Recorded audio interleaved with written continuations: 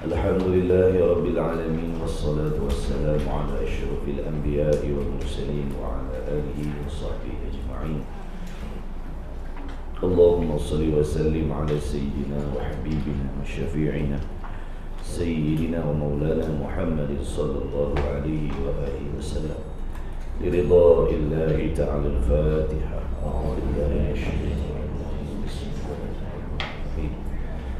الحمد لله رب العالمين الرحمن الرحيم مالك يوم الدين إياك نعبد وإياك نستعين اهدنا الصراط المستقيم صراط الذين أنعمت عليهم غير المغضوب عليهم ولا الضالين. أعوذ بالله من الشيطان الرجيم. بسم الله الرحمن الرحيم. الحمد لله رب العالمين والصلاة والسلام على أشرف الأنبياء والمرسلين وعلى آله وصحبه أجمعين. سبحانك لا علم لنا إلا ما علمتنا إنك أنت العليم الحكيم. اللهم افتح علينا حكمتك وانشر علينا من خزائن رحمتك يا أرحم الراحمين. ربنا زدنا علما وفهما يا كاشف المشكلات. اكشف الحجب عن وجوه هذه المعاني حتى نطلع على خفيات هذه المسائل واحفظنا على الخطأ والضلال فأنت مرفق كل أمر وأنت علم الغيوب برحمتك يا أرحم الراحمين. وهب لنا يا وهاب علما وحكمة ولرزق يا رزاق كلنا مسهلا وبالخير فتاح فافتح لنا وبالهدى وبالعلم كلنا يا عليم فضلا. اللهم علمنا ما جهلنا وذكرنا ما نسينا. اللهم اجعل أعمالنا خالصة لوجهك الكريم. اللهم خلصنا مما أنا فيه خلصا جميلا إنك على كل شيء قدير. وصلى الله على سيدنا محمد وعلى آله وصحبه وسلم والحمد لله رب العالمين.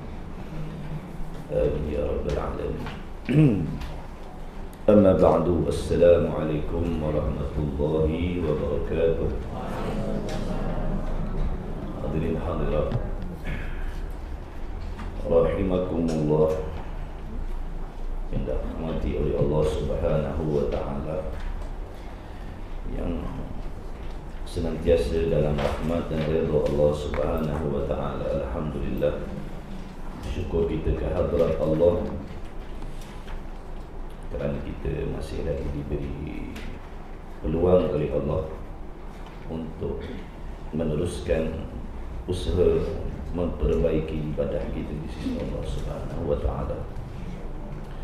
Diharapkan hadirin hadirat para muhibbin, pencinta ilmu sekalian, sihat wal afiat, sentiasa dalam rahmat Allah, dimurahkan rezeki rohani dan jasmani insya-Allah.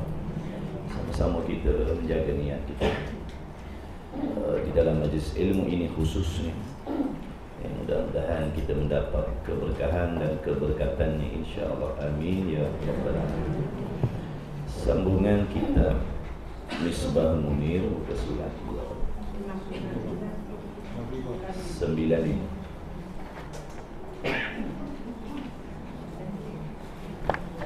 Ada berapa kali lagi kuliah? Sekali? 2 kali? Minggu depan ke depan? Sempat khatam tadi. Tak banyak. Kita baca lagi insyaAllah. 95 baru masuk. Baik, Allahumma salli ala sayyidina Muhammad. Minta maaf ada gangguan boleh sound. Boleh dengar?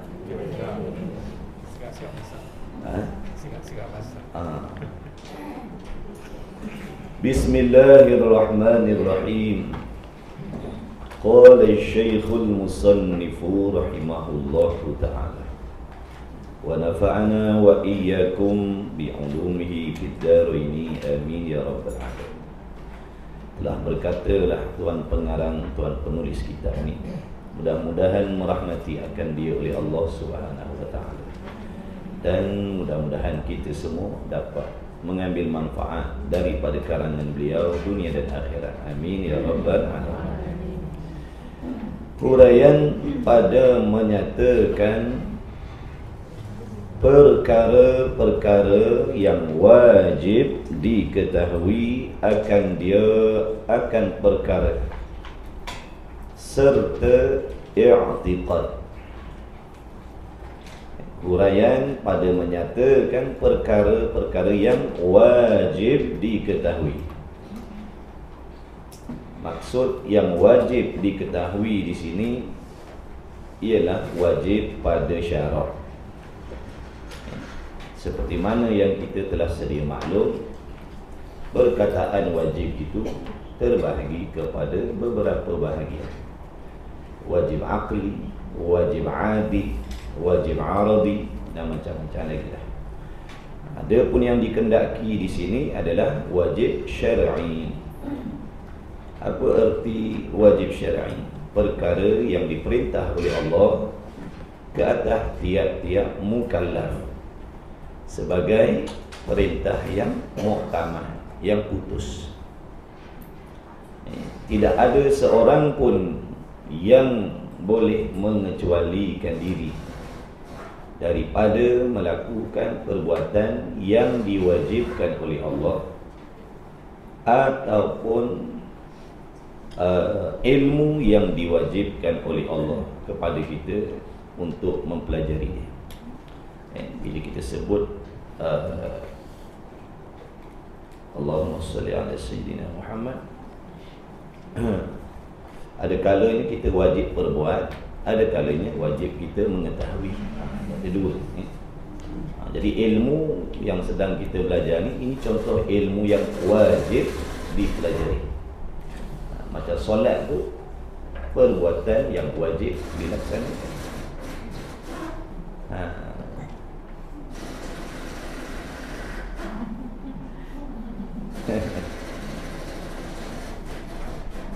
Masya-Allah. Baik. Maksudnya di sini kita kena tahu lah, semua kena tahu. Kalau ada kat sini keturunan raja, dia pun kena tahu. Raja ke? Anak raja ke? Orang biasa ke wajib tahu, wajib belajar. Kalau tak belajar, tak kalau berdosa. Kalau raja pun wajib tahu, kita ni yang bukan raja ni lebih-lebih lagi lah wajib. Tak ada pengecualian. Allah raja, segala raja yang memerintahkan segala hamba-hamba dia. Baik. Bukan sekadar wajib diketahui, bahkan wajib i'tiqad. Yakni wajib dibenarkan di dalam hati. Bukan sekadar wajib tahu, wajib di-i'tiqad.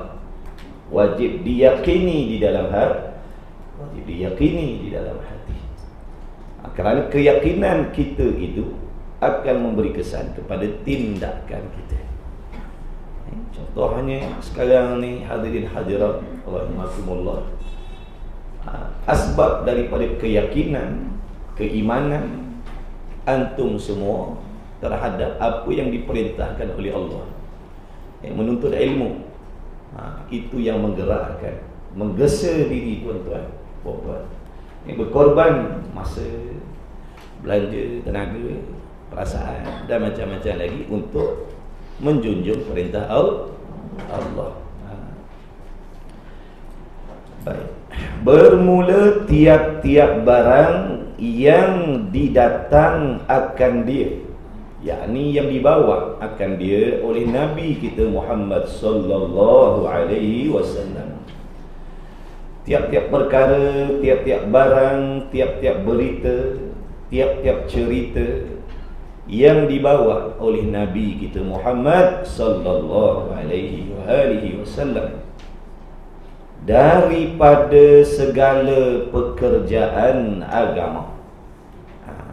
Daripada itu nak terangkan maksud barang tadi itulah. Apa yang dimaksudkan dengan barang yang didatangkan tadi oleh Nabi, yang dibawa oleh Nabi sallallahu alaihi wasallam, iaitu daripada segala pekerjaan. Segala pekerjaan, bukan sebahagian daripada pekerjaan. Segala makna semua. Semua pekerjaan agama. Apa maksud agama? Awal kitab dulu kita dah belajar. Agama tu maknanya undang-undang Allah, undang-undang yang datang daripada Allah. Siapa Allah? Dah belajar sifat-sifat dia. Siapa Allah? Kita dah belajar sifat jadi siapa yang dah belajar, siapa yang dah mengerti, dah memahami, dah meyakini, bila sebut Allah, tahu dah satu. Ilmunya bagaimana, kekuasaannya bagaimana, kehendaknya bagaimana, tu suruh belajar tu, supaya kita jadi orang yang bila menyebut Allah ataupun mendengar nama Allah, bukan sekadar mendengar, bukan sekadar bertutur, bahkan dapat merasakan sesuatu daripada dalam hati kita, hasil daripada apa yang difaham, ilmu yang bersangkut paut dengan zat Allah.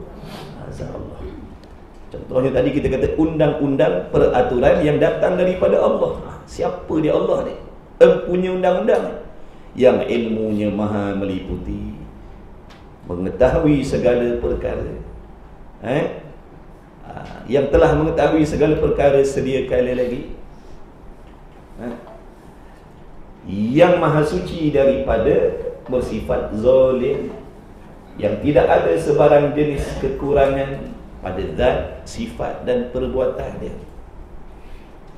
Kemudian kita tengok pula diri kita, ilmunya kurang, segala-galanya menumpang Allah.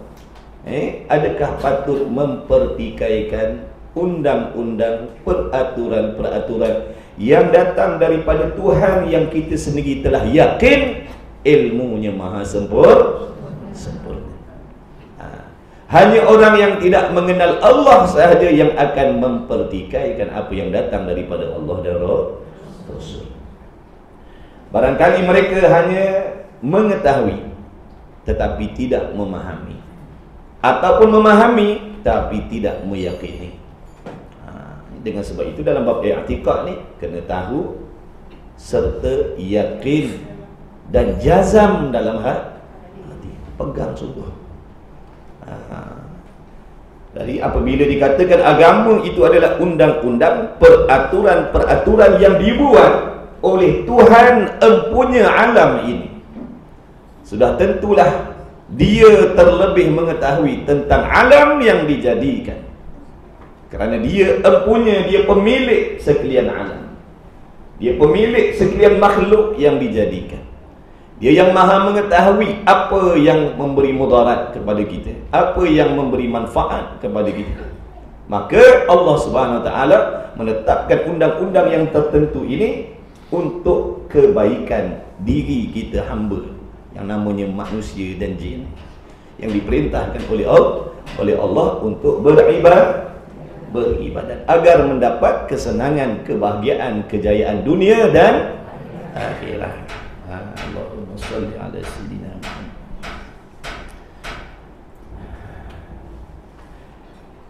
Yang mana undang-undang tadi tu, peraturan tu, ada undang-undang peraturan yang melibatkan tentang akidah. Contoh, pegangan dalam hati manusia terhadap Allah, ada undang-undangnya. Kepercayaan kita kepada Allah ada undang-undang, ada peraturan bagaimana cara mempercayai Tuhan. Kita tak boleh nak reka-reka undang-undang sendiri dalam bab pegangan dalam hati terhadap Allah. Allah dah perintahkan undang-undangnya begini. Contohnya, jangan disifatkan Allah itu seperti yang selain Allah. Itu contoh undang-undang dia. Itu contoh undang-undang akidah. Jangan diiktikadkan Allah Ta'ala itu serupa dengan sesuatu. Jangan diiktikadkan Allah Ta'ala itu tidak mengetahui. Itu undang-undang lah, undang-undang akidah. Maka barang siapa yang melanggar undang-undang akidah ni, maka rosaklah akidah, rosaklah pegangan dan kepercayaannya terhadap Allah. Lalu tidak dipanggil orang yang tidak dipanggil orang yang beriman, kerana dah langgar undang-undang. Jadi disuruh belajar ilmu akidah ni supaya kita mengetahui dan memahami undang-undang pegangan dalam hati terhadap Allah. Mana mungkin kita boleh mengetahui undang-undang dalam akidah ni kalau kita tak belajar. Jangan kata undang-undang tentang akidah, undang-undang memandu pun kita tak pandai kalau tak belajar. Kalau kita bawa kenderaan dalam keadaan tak belajar undang-undang jalan raya ni, ada kala kebetulan betul, ada kalanya kita melanggar undang-undang jalan raya tanpa kita perasan. Sedar-sedar ada teronda impit kita. Tapi kita pernah kena macam tu, kita cakap. Tapi bukan kita tak belajar undang-undang. Kita tengoklah juga keadaan undang-undang dunia ni, nak tahan pun tengok. Dalam hujan-hujan, lampu merah, kenderaan tak ada, awak bawa motor. Pukul 1 pagi, terkebil-kebil dalam hujan, bukan dia tu. Kalau kereta tenang, ngongeng, adalah juga. Tengoklah juga kalau kita fikir tak mendatangkan mudarat, go ahead je dah. Kita tengok lu kamera dia dah. Tapi kita tak kisah sebab motor kita tak ada nombor plate.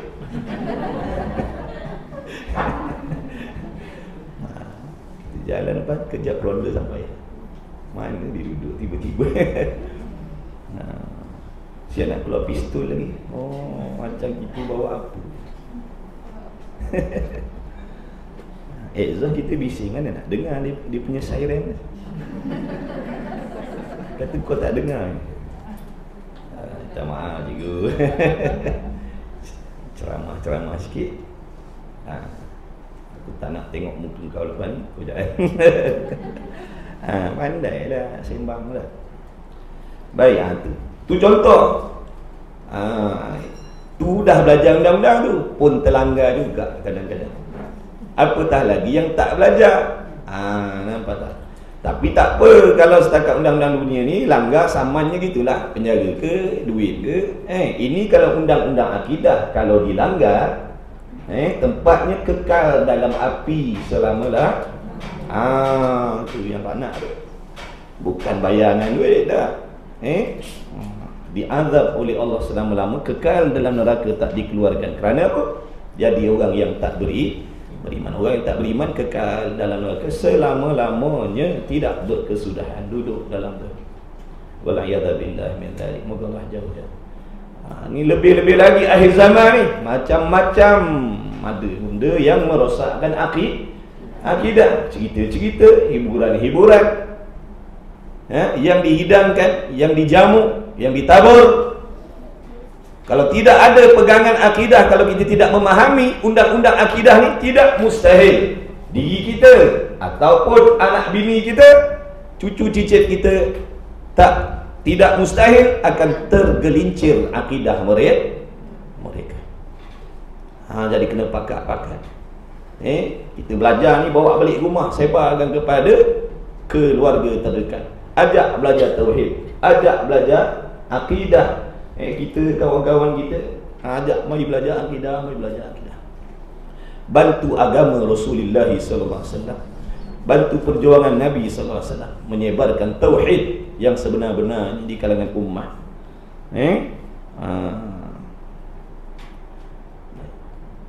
Jadi nak jaga akidah ni dengan kefahaman, dengan ilmu, bukan dengan wang ringgit, bukan dengan bonze, bukan dengan ada pengapit yang jaga kita dah. Nak jaga akidah dengan kefahaman. Batulah disuruh ijma' ulama wajib belajar ilmu sifat 20 ni. Bukan harus, bukan sunat, tetapi wajib belajar. Siapa mengatakan sifat 20 ni tidak wajib belajar, bahkan sunat, dia bukan di kalangan ahli sunnah. Dia bukan di kalangan ahli sunnah. Kalau dia mendakwa belajar sifat 20 ni sunat sahaja. Apa maksud sunat? Tak belajar pun tak ada masalah. Maka dia bukan di kalangan orang ahli sunnah wal jamaah. Kalau benar-benar akidah di Ahli Sunnah wal Jamaah, belajar ilmu sifat 20 ni hukumnya wajib. Ijma' ulama kita.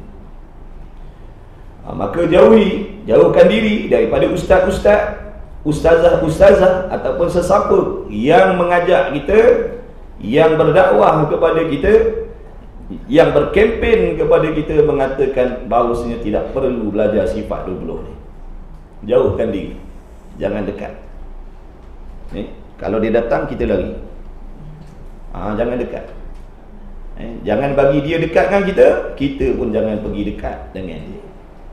Sebab kalau kita dekat dengan dia, takut nanti termakan pujuk rayu mereka. Mereka pandai. Sebab tu ramai yang dah terpengaruh. Dia pandai, dia ada senjata dia, dia ada hujah dia. Kita jahil.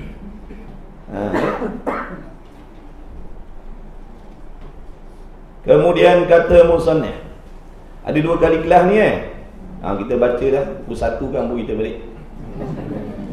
Boleh? Boleh. Tuan-tuan tunggu lah, saya nak balik dulu. Maksudnya kadang tengah hari ada buku 1 ada kelas dekat Petronas. Kita tengok sakat mana lah. Siapa tak sabar boleh balik lah. Kita rasa macam nak khatam kan, tengok macam mana. Siapa balik rugi. Jadi segala pekerjaan agama, jadi apa saja yang dibawa oleh Nabi tadi, iaitu daripada segala pekerjaan agama dan segala khabar-khabar, yakni hadis-hadis, cerita-cerita yang mengkhabar ia Rasulullah SAW dengan dia daripada perkara yang gaib. Ini di antara barang ataupun di antara perkara yang dibawa oleh Nabi, yang disampaikan oleh Nabi Muhammad sallallahu alaihi wasallam, iaitu perkara yang bersangkut paut dengan perkara yang gaib, maknanya yang tak boleh dilihat dengan mata kasar, tetapi perkara itu wujud, perkara itu sungguh, perkara itu benar, perkara itu berlaku. Cuma Allah hijab daripada pandangan mata kita. Contohnya Nabi mengkhabarkan tentang malaikat.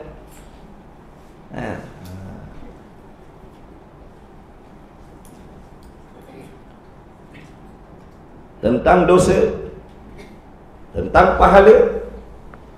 Siapa sini ramai-ramai pernah nampak dosa? Nampak? Pernah jumpa? Kat pasar raya ke? Pernah?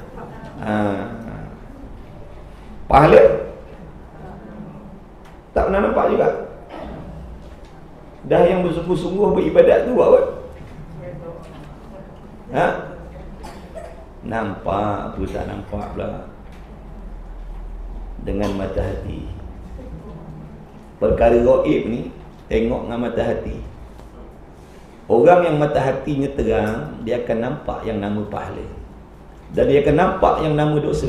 Sebab tu dia akan buat benda yang mendatangkan pahala sungguh-sungguh, dan dia akan menjauhkan dirinya daripada benda yang membawa dosa pada diri dia, dan menjauhkan dirinya daripada perkara yang boleh menjadikan asbab terhapus segala pahala yang dia dah kumpulkan. Sebab mata hatinya melihat. Oleh yang demikianlah ilmu tasawuf itu memberi peranan yang sangat penting dalam nak membersihkan mata hati kita, agar sentiasa nampak, boleh tengok benda-benda gaib ni, yang nama kehebatan, pangkat, darjat di sisi Allah, kepentingan ibadah dan sebagainya. Ini semua benda tak boleh tengok dengan mata lendir ni, tuan-tuan. Besar macam mana pun biji mata kita, macam biji mata petai sekalipun, tak boleh nampak. Sebab yang bangsa akhirat ni, Allah jadikan mata hati untuk memandang akhirat. Allah jadikan mata lendir ni untuk melihat dunia. Nak melihat perjalanan balik akhirat, guna mata hati. Sebab tu bila mata hati kita rabun, buta, kita tak akan nampak perjalanan ataupun jalan yang selamat nak kembali kepada Allah. Kita tak akan nampak. Sebab nak balik akhirat kena guna mata hati, bukan mata ni. Kalau guna mata ni, nanya orang buta. Betul? Sebab tu kena bersihkan hati kita agar terang. tajam. Sehalus-halus perangkap-perangkap yang ada dalam perjalanan akhirat itu boleh dilihat bila mata hati kita terang. Bila mata hati kita terang, sehalus-halus jerangkap yang nak merosakkan ibadat dalam perjalanan nak balik akhirat ni boleh dilihat apabila mata hatinya tajam, terang, cerah. Tapi kalau gelap, perangkap sebesar-besar, besar gunung pun tak nampak, bahkan pergi menyerah diri. Sebab buta tak nampak. Berpuluh ribu pergi menempah diri, puluh ribu menempah diri pergi ke program-program maksiat. Sebab apa? Mata hati buta. Kalau mata hatinya terang, dia takkan pergi situ. Sebab dia nampak bahaya. Sebab tak nampak bahaya tu yang pergi ramai-ramai. Faham ke tak faham apa saya maksudkan tu? Faham, alhamdulillah. Kalau tak faham pun buat-buat faham.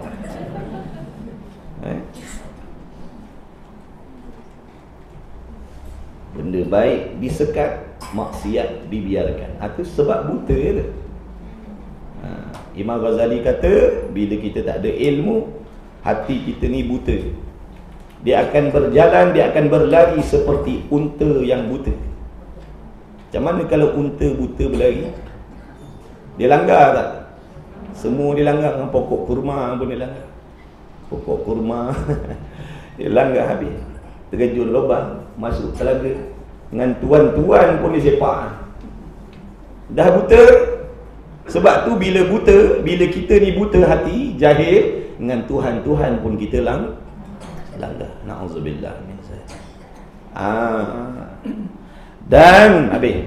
Jadi perkara gaib tu, contohnya tentang dosa, tentang pahala, azab neraka, sakaratul maut, soal munkar nakir, mizan, mahsyar, sirat, syurga, neraka, itu semua perkara gaib. Tak boleh dilihat dengan mata lendir, mata kasar kita ni. Tetapi sesungguhnya perkara itu ada.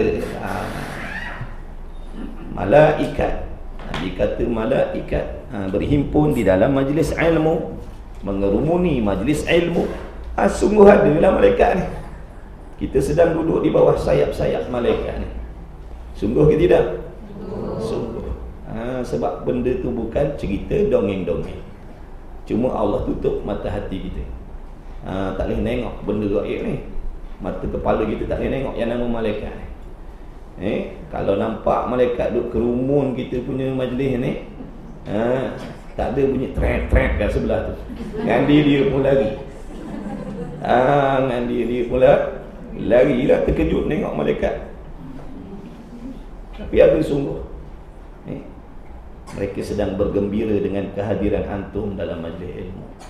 Nama-nama antum disebut-sebut, dicerita-ceritakan.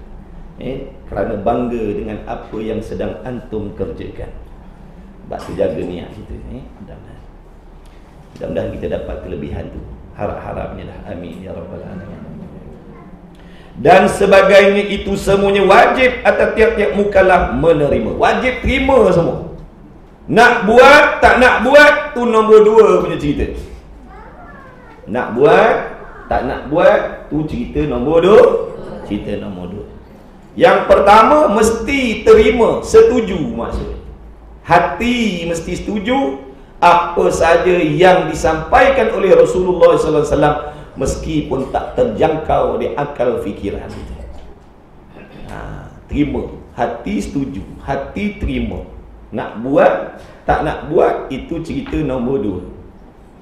Setidak-tidaknya orang yang setuju terima hati ni dipanggil beriman. Sebab iman tu maksud setuju hati, membenarkan oleh hati tentang segala perkara yang dibawa oleh Nabi sallallahu alaihi wasallam. Itu maksud iman. Dia tak solat, tapi hatinya beriman dengan solat. Dia tak solat, tapi hatinya beriman dengan solat. Hatinya terima solat ni wajib. Dia tak solat tapi hatinya terima, yakin hanya Islam sahaja yang sebenar-benar diterima di sisi Allah.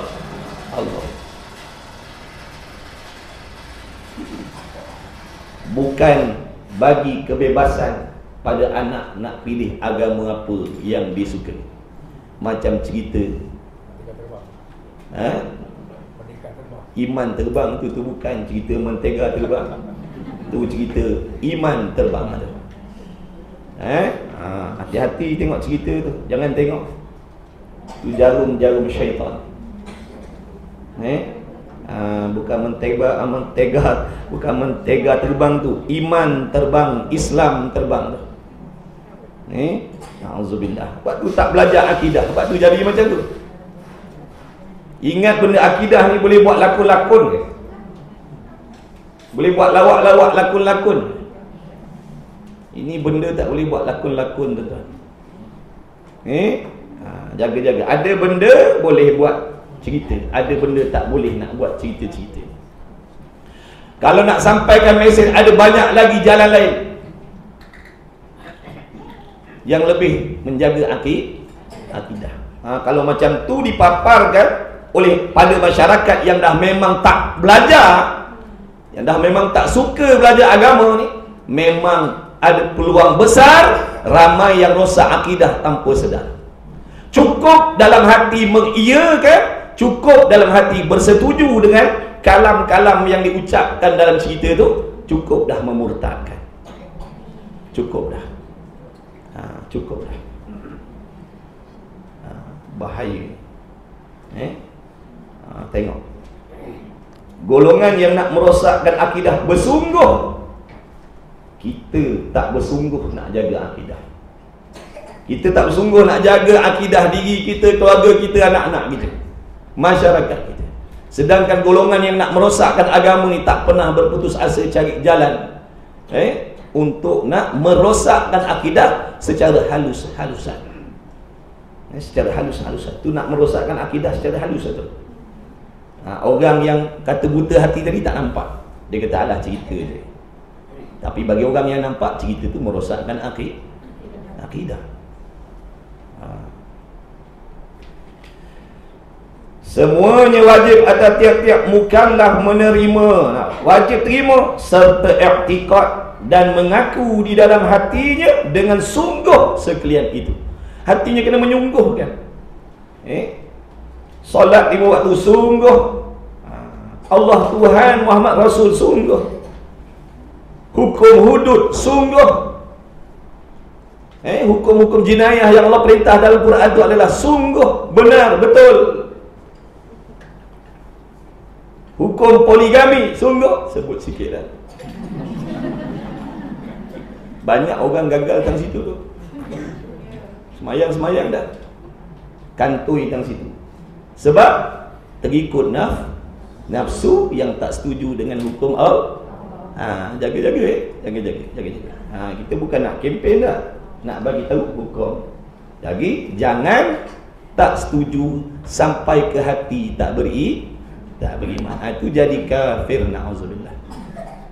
Kalau hatinya tak setuju, kalau nafsunya tak setuju hukum poligami, itu kebiasaan, itu normal lah. Itu normal lah. Siapa yang suka dimadukan? Kita pun tak suka. Orang lelaki suka kalau dimadukan. Mana kita suka? Tapi mujur Allah tak tetapkan atas diri kita macam tu. Allah tetapkan atas perempuan macam tu. Itu hukum Allah. Maka tilik kepada hukum daripada Allah. Iman setuju ya Allah, hukum ni benar. Tapi nafsu tak nak. Nafsu tak nak, tak ada masalah. Ngaji ni pun nafsu tak nak. Betul? Tutup aurat pun nafsu tak nak. Tapi oleh kerana imannya kuat, lawan juga, tutuplah juga. Panas-panas pun tutuplah juga. Daripada panas tak sudah-sudah kat sana, biarlah panas sekejap kat sini. Macam tu. Kena cakap kat tu, sebab ada yang tak tahu. Pada aku ni hukum ni tak betul lah, rosak akidah, murtad, na'udzubillah. Kemudian Tiap-tiap mukallaf menerima serta i'tiqad dan mengaku di dalam hatinya dengan sungguh sekalian itu, benar sekalian itu, maka wajiblah atas tiap-tiap mukallaf beriman. Dan siapa saja yang beriman, mukallaf, tiap-tiap mukallaf, orang yang berakal, yang balik sampai seluruh agama Islam pada diri dia, boleh mendengar, boleh melihat. Orang yang ada 4 syarat ni, tak kisah siapa pun dia, raja, isteri raja, keluarga raja, keturunan raja, dan yang kita orang bawah-bawah ni, semua tak terkecuali semuanya wajib hatinya menerima, mempercayai dan menyungguhkan sekalian. Wajib beriman dan mengaku di dalam hatinya dengan tentu sungguh. Ni contohnya, ini sebahagian daripadanya, yang perkara yang dibawa oleh Nabi SAW yang wajib disungguhkan dalam hati kita, iaitu apa? Sungguh ada bagi Allah Ta'ala itu beberapa banyak Rasul-Rasul dan Nabi-Nabi alaihimussalatu wassalam dengan jalan ijma'. Maksudnya wajib kita yakin dalam hati kita, yakni aku percaya sungguh-sungguh bahawasanya Allah ada membangkitkan ramai para Nabi dan para Rasul. Itu maksud beriman secara ijma', makna secara borong. Wajib tiap-tiap orang, siapa pun dia ahli maksiat, tak kisah, wajib beriman. Dia minum arak tapi hati wajib beriman ada Allah. Dia minum arak wajib beriman Muhammad SAW itu Rasul.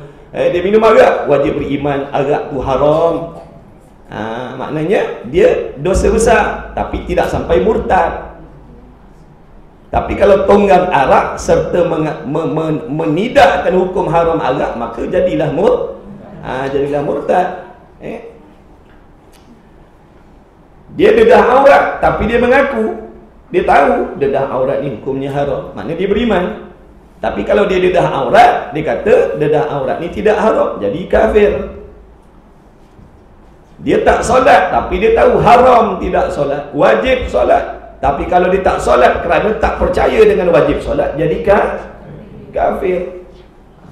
Jadi kita ni pun, sebab itulah ilmu agama ni tak kira siapa, semua kena belajar. Jadi dia tahu sempadan undang-undang.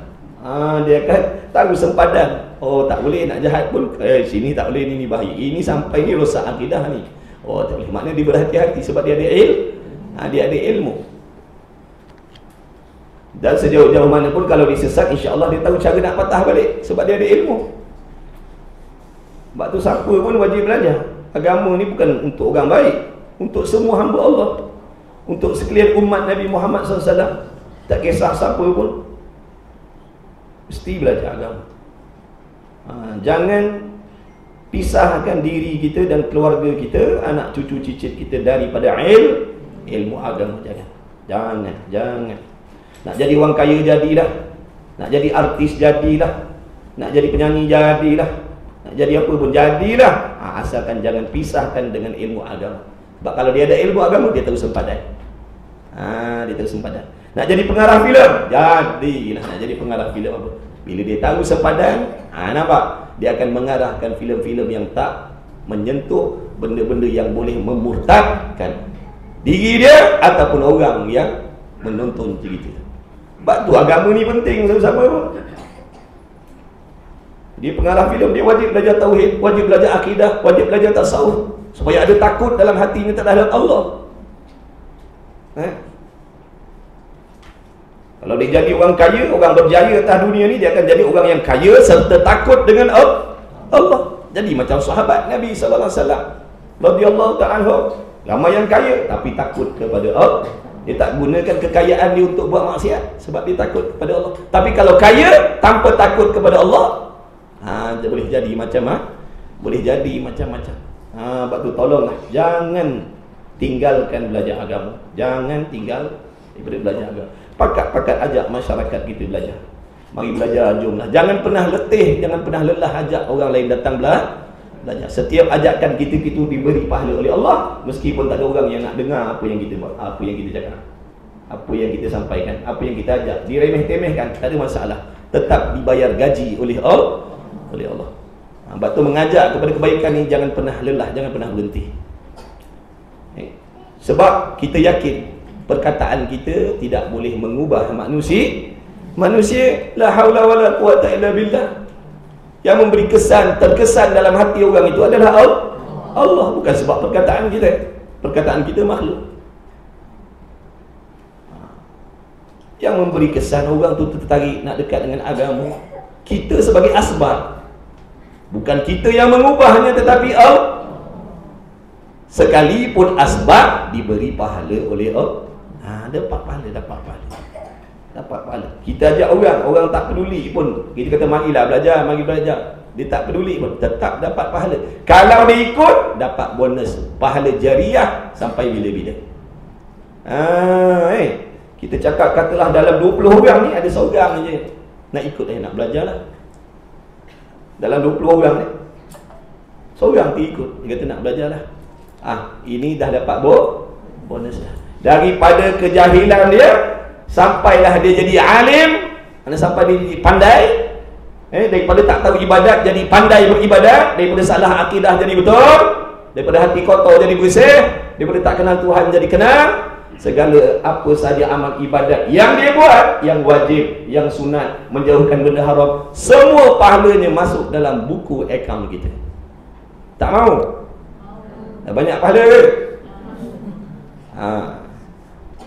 Kita ni mana ada banyak pahala? Miskin kita, miskin. Jadi rebut pahala banyak-banyak. Besok kaya gaya di hari kiamat. Siapa yang kaya gaya hari kiamat, hebatlah mahligai ni, syurga ni dijadikan oleh Allah. Jangan lemah. Teruskan. Gunakan kelebihan yang ada pada diri masing-masing. Allah bagikan keistimewaan orang ni, keistimewaannya gini, nyanyi. Dia boleh gunakan dengan kelunakan suara dia macam bulu perindu tu. Dia nyanyi je, orang ramai datang. Sebab daripada tu dia masuk selit-selitkan hal-hal agama. Daripada yang tak tahu jadi tahu, daripada yang benci jadi suka. Tu sebab dia bijak. Tu kata sampaikan agama dengan penuh hikmah. Hikmah ni macam-macam cara. Sebab tu kalau kita tengok dakwah-dakwah orang kat belah-belah sana, kat Indon yang pelik-pelik dakwah dia orang. Contohnya dululah macam zaman Sunan Wali Songo dulu. Macam mana dia buat? Nampak tak hikmah dah tu. Suka dangdut, kena panggil dah dulu artis dangdut dulu. Berhenti kejap, bagi tazkirah. Sambung balik dangdut. Sebab kalau tak ada dangdut, dia orang tak boleh bernafas. Maknanya sampai peringkat macam tu. Tapi kita ni yang hati kotor ni, bila kita tengok tu, ni apa ni, sesat dah. Kita macam tu je kita. Dan memang tu lauk kita. Tahu lauk kita? Dah memang tu lauk kita, buat hati kita memang masalah. Tak pernah nak bersangka baik pun. Kata hikmah.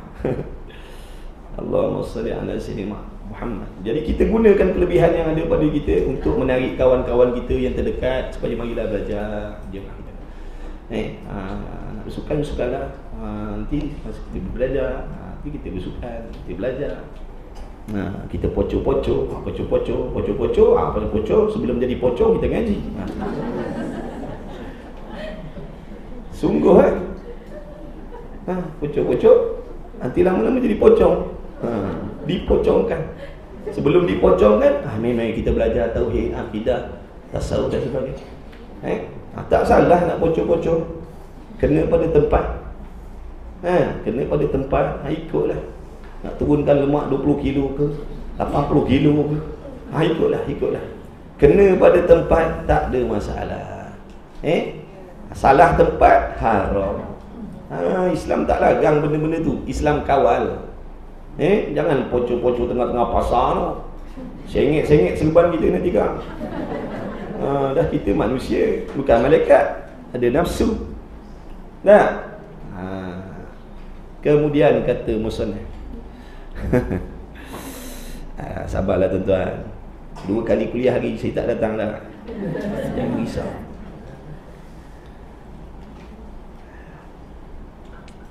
Jadi ada ramai para nabi dan para rasul alaihi wassalatu wassalam dengan jalan ijma'. Jadi wajib yakin dalam hati ada ramai para nabi dan rasul. Berapa jumlah nabi-nabi rasul-rasul ni?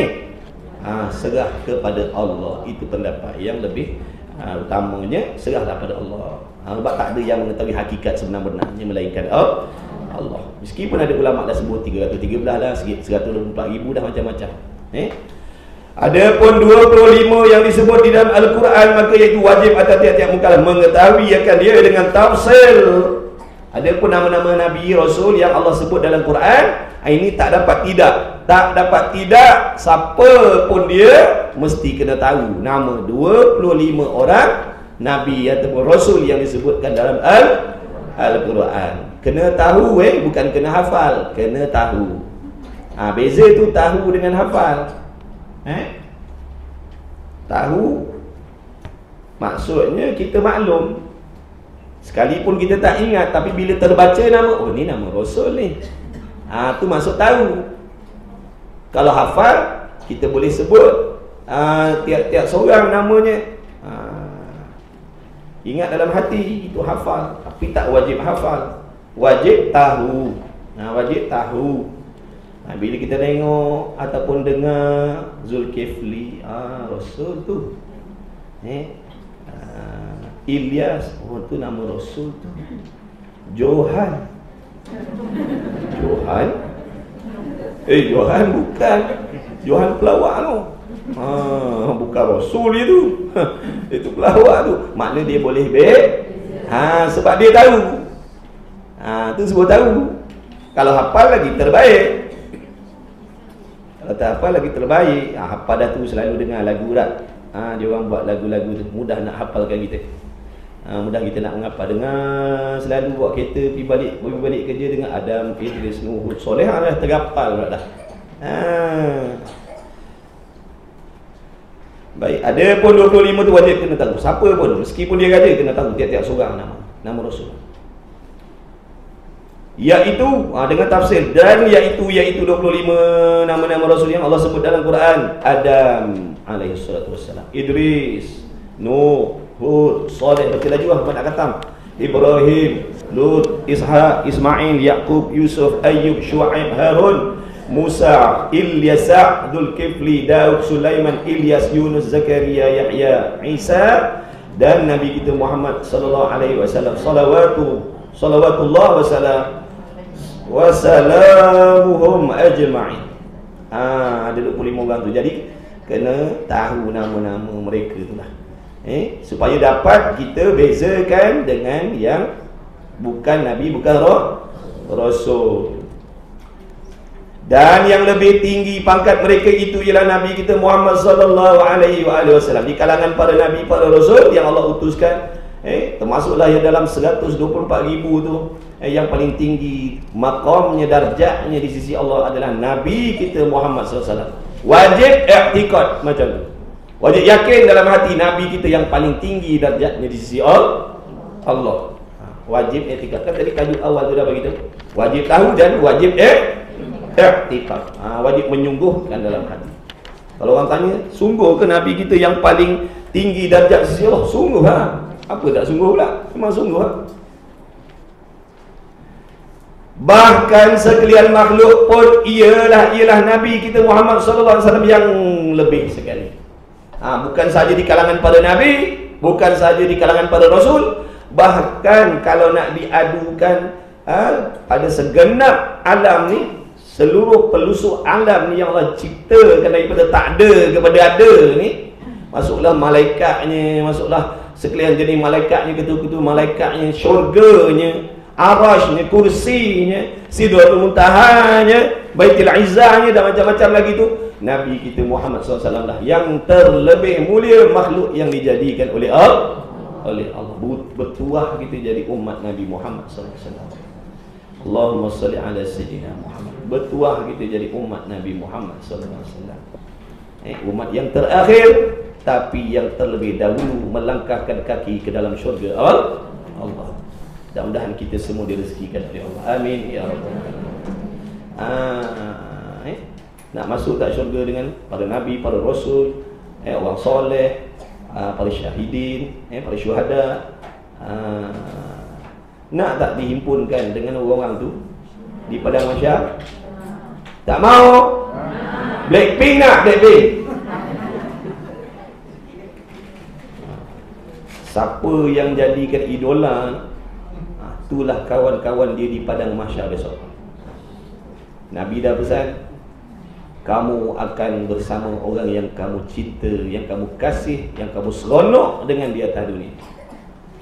Kalau kamu seronok dengan ahli maksiat yang macam tu, kufur, maksiat, itulah, dengan mereka itulah yang kamu akan dibangkitkan oleh Allah.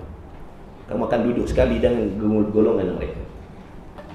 Awasi anak-anak kita, sebab majoriti yang pergi itu semua anak orang Melayu. Kalau orang bukan Islam pergi, tak ada masalah, dah memang dia tak faham hukum hakam. Ini yang berjubah, yang berniqab, yang macam-macam lah. Na'udzubillah min zalik. Jaga-jaga jaga, bala banyak Allah turun dah ni. Tu di antara bala dah tu. Maksiat ni bala yang lebih bahaya sekali. Banjir balak juga, banjir ni, banjir, hujan, kemarau, bala. Tapi maksiat ni bala yang lebih besar lagi daripada banjir. Tapi kita tak nampak maksiat ni bala, sebab tu kita tak kisah, tak peduli. Padahal maksiat ini adalah bala daripada Allah. Allah balakan dengan maksiat. Na'udzubillah min zalik. Asbab apa? Asbab kita semua ni tak nak ambil berat dengan agama, tak bersyukur dengan nikmat Islam yang Allah bagi. Apa maksud syukur? Menggunakan nikmat tu seperti yang diperintah oleh Allah. Kita dapat nikmat Islam ni, agama ni, bukan kita minta, ada Allah bagi. Baik, adakah kita dah bersyukur dengan nikmat Islam yang Allah bagi? Macam mana cara nak bersyukur dengan nikmat Islam yang Allah bagi? Serapkan dalam diri, dalam keluarga, dalam masyarakat. Itu panggil bersyukur dengan nikmat Islam. Tapi berapa ramai orang yang tak nak dengan Islam? Berarti baik-baik, memang lahirnya Muslim, tapi bila sebut tentang hukum hakam Islam, ramai yang tak berapa nak setuju. Dan ramai yang tak nak amalkan Islam dalam kehidupan. Perkataan, kan Islam tu melengkapi perkataan seperti orang Islam, tingkah laku orang Islam, berpakaian orang Islam, pergaulan orang Islam. Adakah kita dah ambil Islam tu serapkan pada diri kita dan anak bini kita? Itu soalan dia.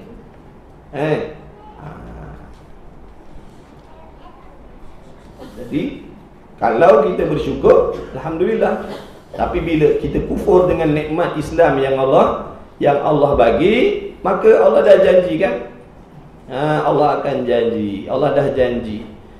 Di antara penambat nikmat itu adalah syukur. Bila kita tak syukur, Allah akan tarik balik. Maksud tambat apa? Benda tu takkan hilang. Tapi kalau tak bersyukur, maksudnya tak ada pun tambatan nikmat tadi. Dengan makna nikmatnya akan lari, akan hilang. Allah akan jadikan macam-macam asbab nak tarik nikmat Islam yang ada pada diri kita, kerana kita tak bersyukur. Itu di antara cara Allah nak tarik. Allah balakan dengan maksiat. Asbab maksiat ni, ramai orang yang mengaku Islam rosak akidah dia. Na'udzubillah min zalik. Jadi banyak sebab. Allah Maha bijak. Allah boleh jadi macam-macam asbab yang boleh menghilangkan balik nikmat iman dan Islam yang kita dah dapat dengan percuma.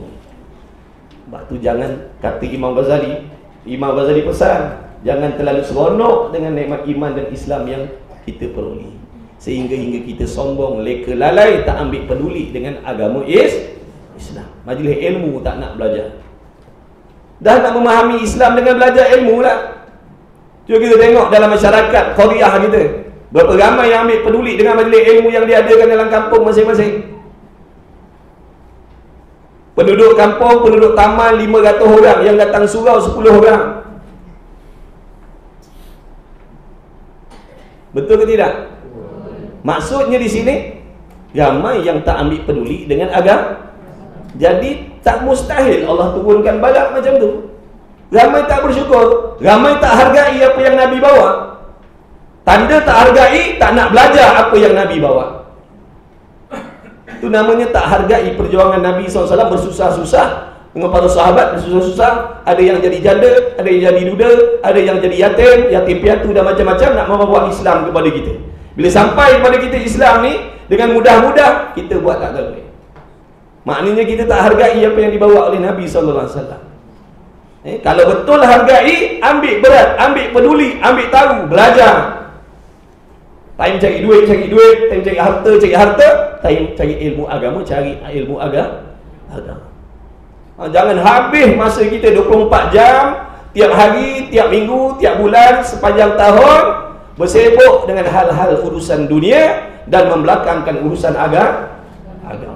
Sehingga jadilah masyarakat yang juhala, yang jahil dengan agama sendiri. Lalu Allah balakan dengan macam-macam bala. Sebenarnya Allah nak memberi teguran, tapi kita tak faham dengan teguran Allah. Kita nak Allah tegur dengan teguran yang macam mana, agak-agaknya baru kita sedar. Kalau Allah tegur dengan kematian, tu dah terlambat, dah tak boleh buat apa dah. Kalau Allah nak sedarkan kita dengan kematian, tu dah tak ada faedah, tak bagi faedah. Allah masih berlemah lembut lagi dengan kita. Allah tegur, bagi bala sini, tunjukkan bala di luar negara begini. Patutnya gerun, patutnya takut. Tapi dah kita tak ambil berat juga. Allah masukkan dalam negara pula, pun buat tak kisah juga. Harap-harap berubah lah. Harap-harap nak dekatkanlah pada Allah, nak kembali kepada agama, nak kembali kepada Islam. Tapi tetap buat tak peduli. Dah kalau Allah bala dengan datangkan ajal, Allah cabut nyawa kita, memang kita akan sedar. Kok mana-mana pun kita akan sedar. Cuma sedar tu ada dua. Ada kala sedar sebelum mati, ada kala sedar waktu dia mati tu baru dia sedar. Kalau sedar waktu mati ni, habis peluang dah. Hancur hatinya selama-lama. Sebab menyesal ya Allah. Menyesal ya Allah. Allah tak hidupkan dah. Allah tak akan izinkan, maksudnya malaikat Israel itu pulangkan balik roh tu dah. Ambil. Macam mana keadaan dia mati, macam itulah. Itulah nasib. Sebab Allah dah bagi peringatan demi peringatan, macam-macam peringatan.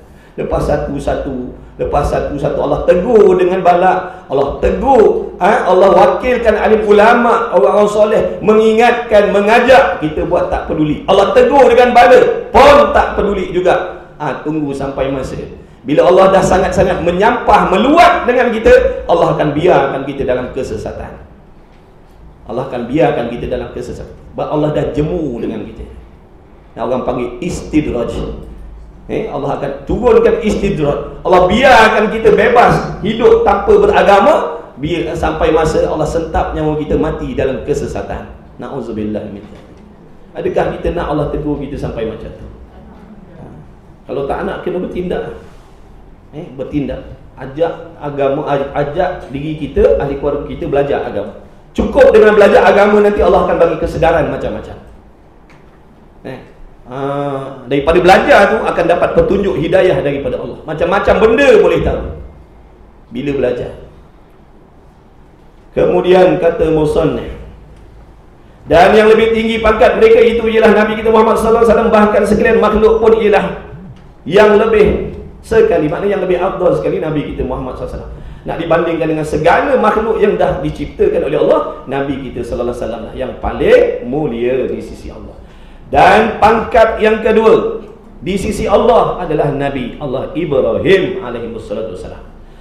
Kemudian dan yang ketiga Nabi Allah Musa alaihi wassalam, dan yang keempat Nabi Allah Isa alaihi wassalam, dan yang kelimanya Nabi Allah Nuh alaihi wassalam. Ini 5 ni yang dinamakan sekalian itu ulul azmi, artinya yang mempunyai banyak susah dan yang banyak sabar. Dalam kelima-lima ni, dalam seramai-ramai Nabi, seramai-ramai Rasul, yang paling banyak bala Allah uji mereka, yang paling banyak kesusahan adalah 5 orang ni. Dalam 55 orang ni, yang paling dahsyat ujian yang Allah bagi adalah Nabi kita Muhammad sallallahu alaihi wasallam. Baginda lah yang paling berat diuji oleh Allah. Daripada kecil lagi Allah uji. Kesusahan demi kesusahan daripada kecil lagi. Allahumma salli ala sayyidina Muhammad. Kerana Allah nak ajar hati Nabi jadi kuat, hanya bergantung dengan Allah.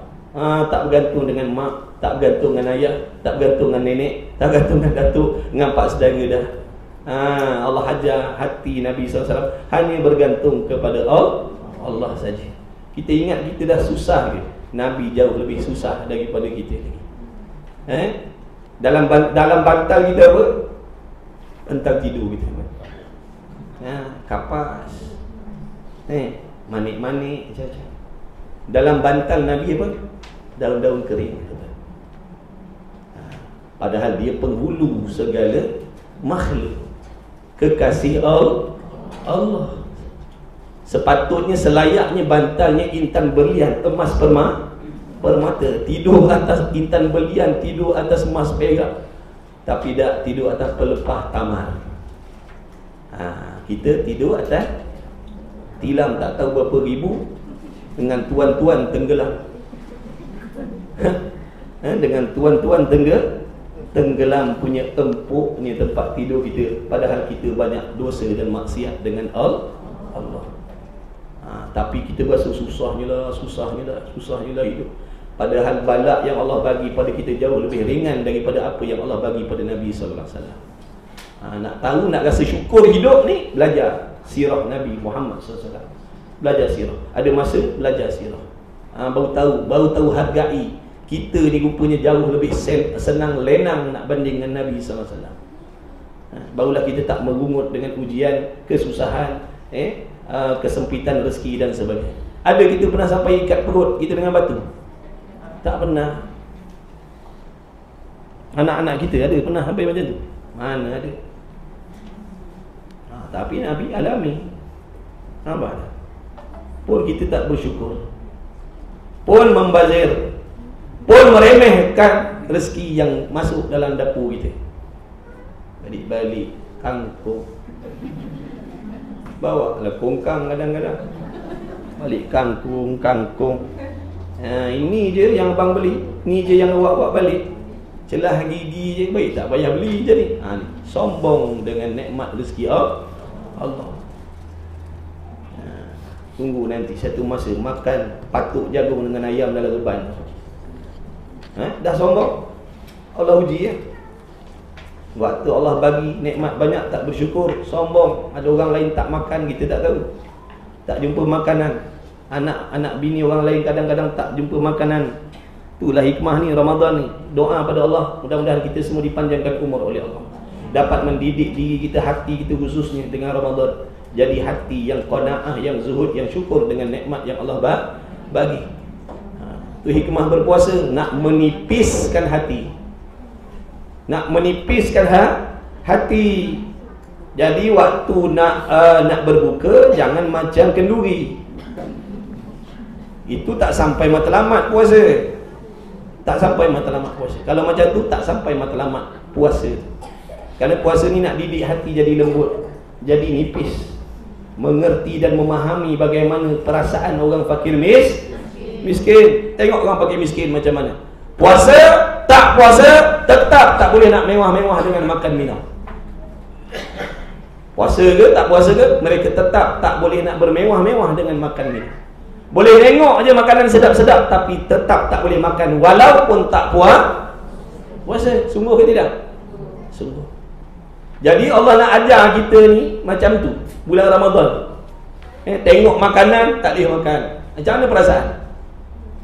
Macam mana perasaan tengok makanan sedap-sedap, tengok air sedap-sedap dengan jap-jap diberpeluhkan main lagi sejuk, tapi tak boleh nak minum. Orang fakir miskin macam tu lah. Bukan dia tak boleh minum sebab puasa, dia tak mampu nak beli. Dia tak mampu nak belikan anak-anak dia. Mereka tak mampu nak belikan untuk anak-anak mereka. Sebab kesempitan rezeki yang Allah tetapkan atas diri dia. Tapi kita tak syukur. Kadang-kadang makanan yang elok-elok kita buang. Alasannya makanan semalam, padahal elok lagi boleh dimakan. Sombong. Sebab tu bulan Ramadan kita didik hati kita. Jadi mudah-mudahan Allah nipiskan hati kita. Buka puasa dengan makanan yang sederhana sudah. Sesekali makankan dengan yang sangat biasa. Ikan goreng ke, ikan masin ke, lauk sayur dah. Kalau anak nak tanya, kenapa macam ni? Ni lah orang fakir miskin, kita hadap ni 30 hari je. Tapi orang miskin sepanjang hidup dia hadap benda macam ni. Itu hikmah Ramadan. Barulah bila tengok orang fakir miskin, ya Allah sian. Ya Allah muju, alhamdulillah aku jauh lebih senang daripada dia.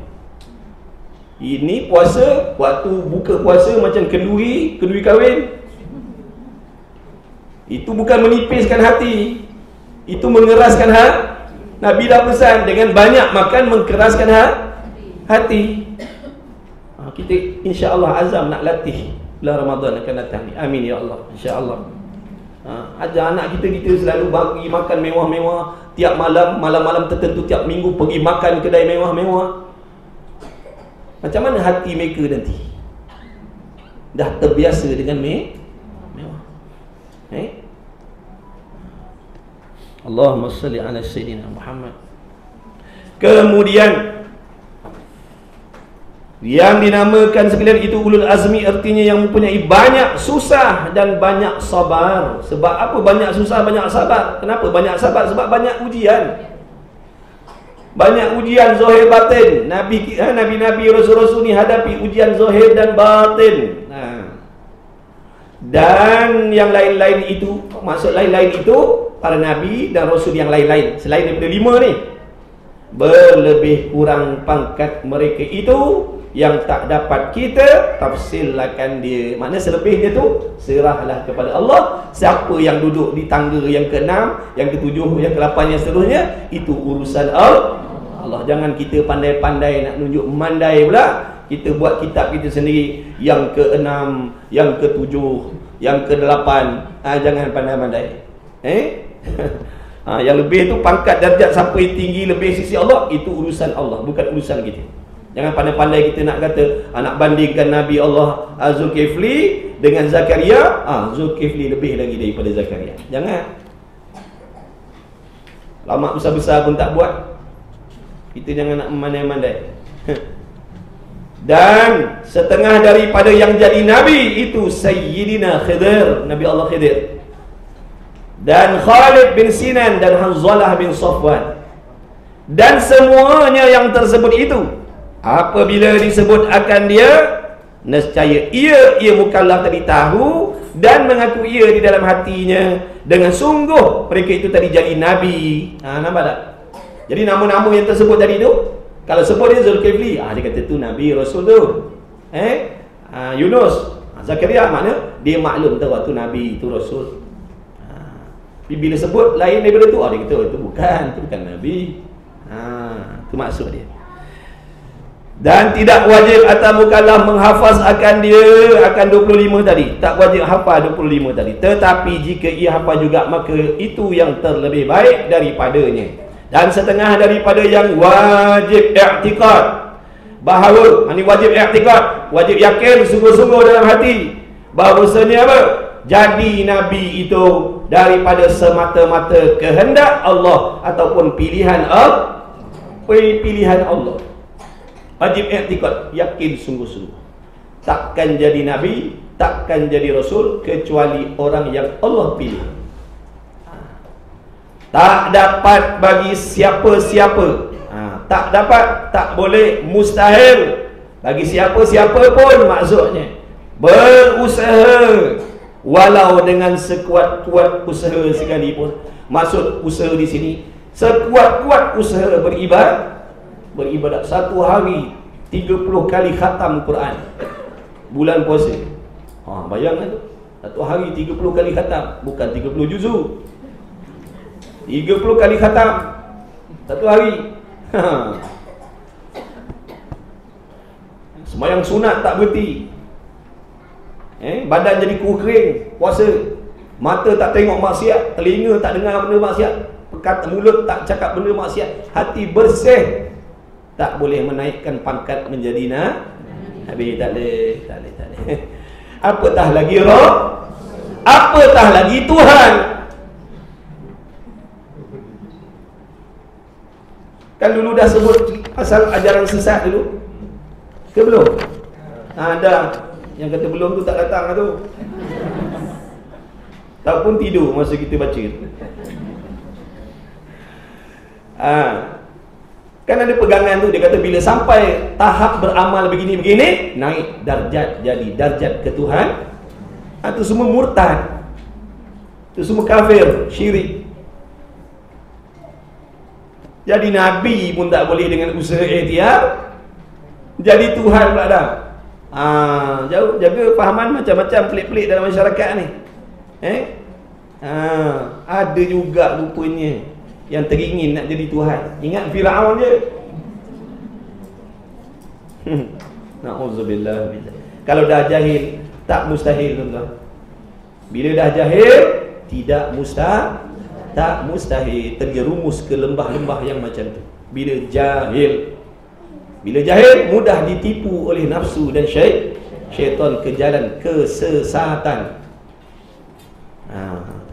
Sebab tu setan suka orang tak belajar agama, sebab mudah nak disesatkan. Ada ilmu payah sikit nak sesat, sebab dia berlawan, dia berpegang, dia ada ilmu, dia ada kepahaman, dia tahu selok belok nafsu dan syaitan nak mengkafirkan dia, dia tahu. Jadi dia boleh mengelakkan diri. Tapi kalau jahil, semata-mata ikut dan turutkan apa yang dibawa, diajak oleh nafsu dan syaitan, akhirnya terjun ke dalam kekufuran, jatuh dalam kafir. Na'udzubillah min zalik. Hati-hati. Laki perempuan kena belajar. Orang perempuan pun kena belajar bersungguh macam orang laki-laki. Sebab kita ni semuanya dituntut beribadat kepada Allah dengan sebenar-benar ibadat. Jangan kita ni orang perempuan, alah aku ni orang perempuan, duduk kat rumah, ceruk dapur je, buat apalah nak belajar bersungguh sangat. Biar orang laki-laki je lah.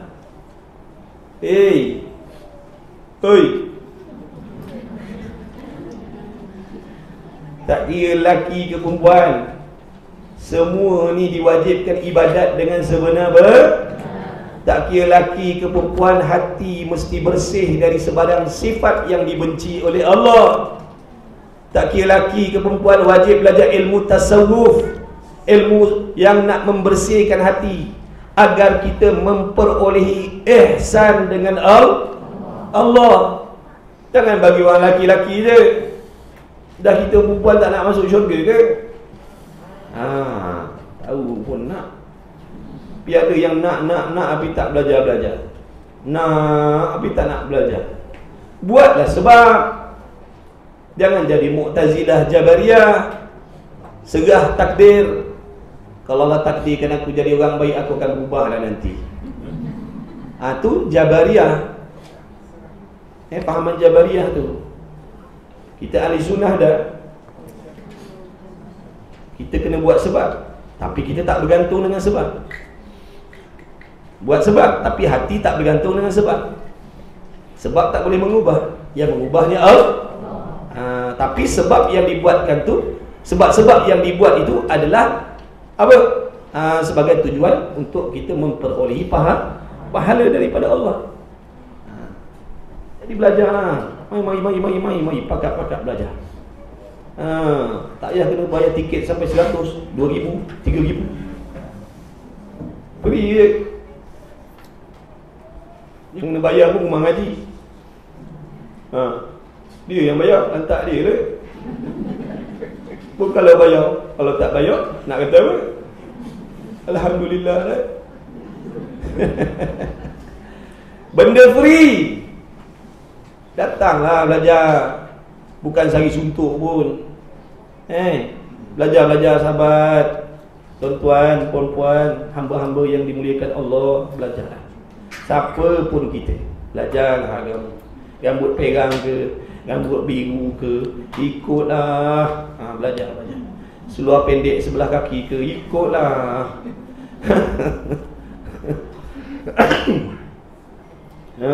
Telinga bertindik ke, hidung bertindik ke, lidah bertindik ke, pusat bertindik ke, ikutlah belajar.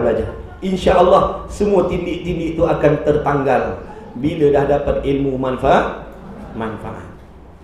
Belajar ni, jangan malu-malu segan. Yang rasa malu tu sebenarnya setan dan nafsu dalam hati. Dia yang tak nak, dia yang takut sebenarnya kalau antum datang belajar. Dia kata, kau kalau pergi belajar habis, hancurlah harapan aku nak menyesatkan kau. Hancur harapan aku nak memperbodoh-bodohkan kau tiap hari. Tolonglah jangan pergi belajar. Tu sebenarnya. Sebab tu bila fikir nak belajar, dia punya berat macam-macam alasan yang akan diterbitkan oleh nafsu dalam hati kita, dalam diri kita. Inilah, itulah, itu. Sebenarnya itu nafsu yang nak suruh kita ni sentiasa berjauhan daripada ilmu, berjauhan daripada petunjuk Allah. Sebab tu kena lawan, kena paksa. Yang nama ibadat ni memang tak seronok, sebab dibuat dengan paksaan peringkat permulaan. Kalau nanti seronok, tak ada. Nabi dah bagi tahu terang-terang dah. Nabi kata syurga tu dipagari oleh benda yang menyakitkan, benda tak seronok. Sebab tu bila nak mengaji je tak seronok, nak semayang je tak seronok, nak puasa je tak seronok.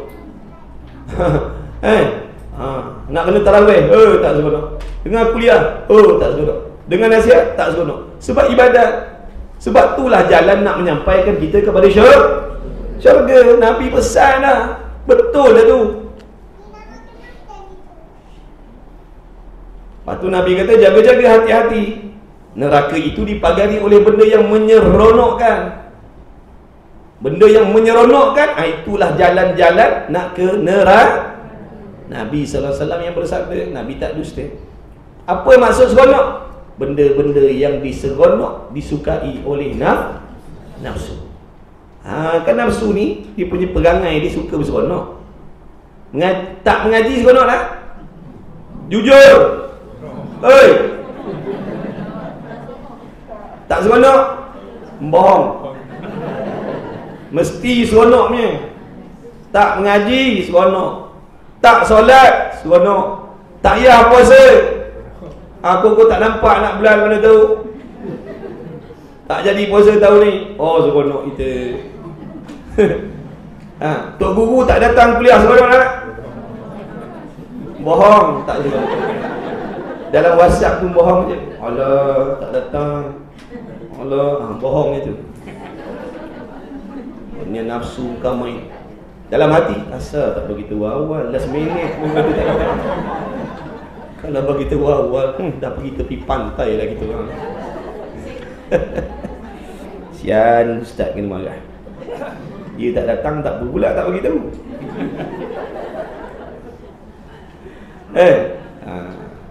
Kadang ada Tok Guru dia saja tak kita. Dia tak nak antum luput pahala belajar. Bila antum datang dengan niat yang sama nak belajar, dengan penuh harapan, tertunggu-tunggu, pahala dia sampai macam belajar. Tu kadang-kadang Tok Guru saja dia tak beritahu. Tapi kalau dah bagi tahu awal, malam tadi ke, besok semalam ke, dah beritahu, minggu lepas ke beritahu. Hari Rabu ni tak kita dah memang tak ada niat dah nak datang. Nampak tak? Nanti lain kali saya tak nak bagi tahu lah. Saya hantar gambar je tengah laut. Sebab sungguh dapat pula bila tahu Tok Guru tak datang, menyesal aku datang, habis balik.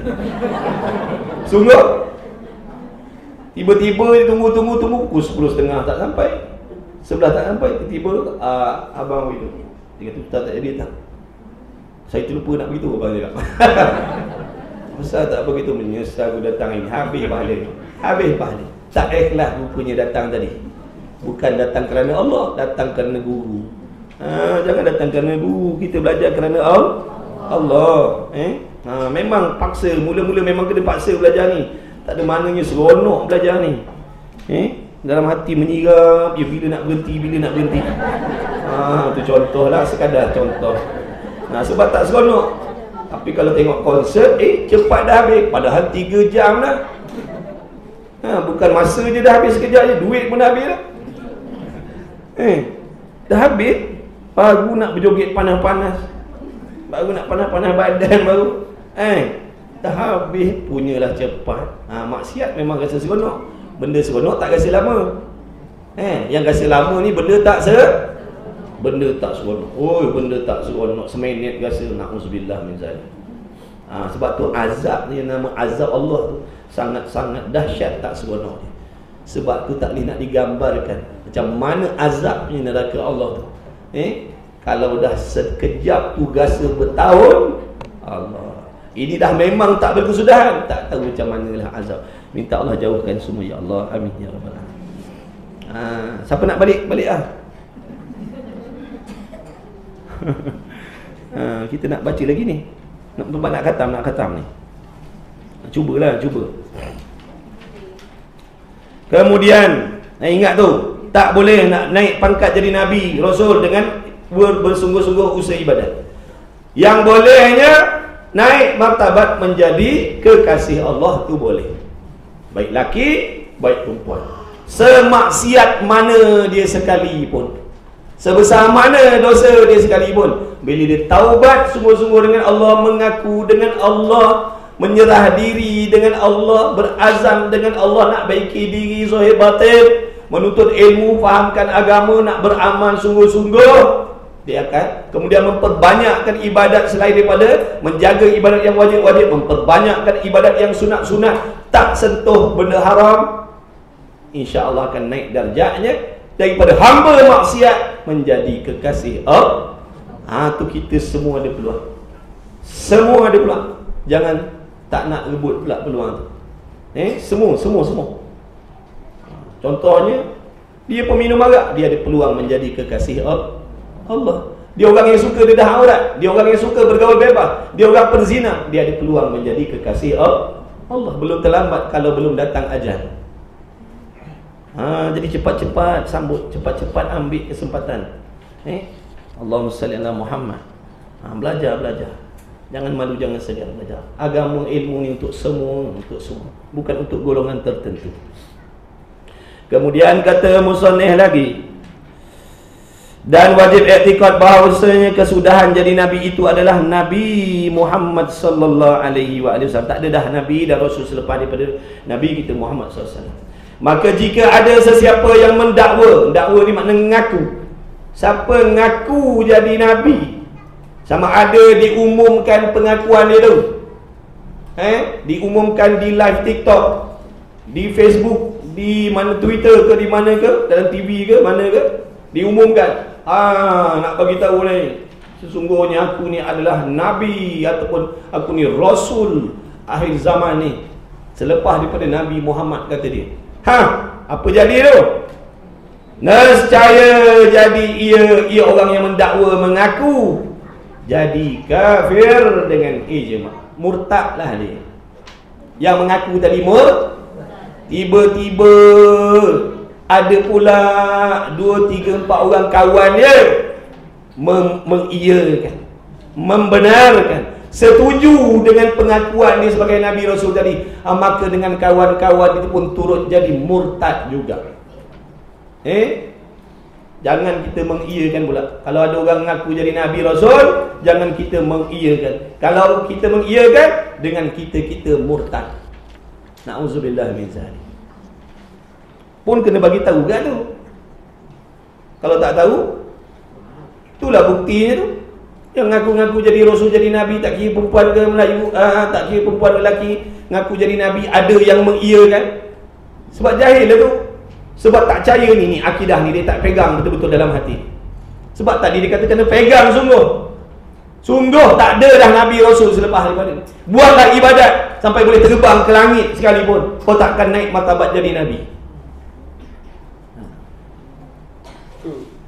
Dan wajib i'tikad dan mengaku dalam hati akan ada bagi Allah Ta'ala beberapa kitab yang diturunkan atas beberapa Rasul. Setengah daripadanya kitab-kitab yang diturunkan oleh Allah, iaitu kitab Taurat bagi Nabi Allah Musa, dan Injil bagi Nabi Allah Isa, dan Zabur bagi Nabi Allah Daud, dan yang akhir sekali Al-Quran bagi Nabi kita Muhammad sallallahu alaihi wasallam.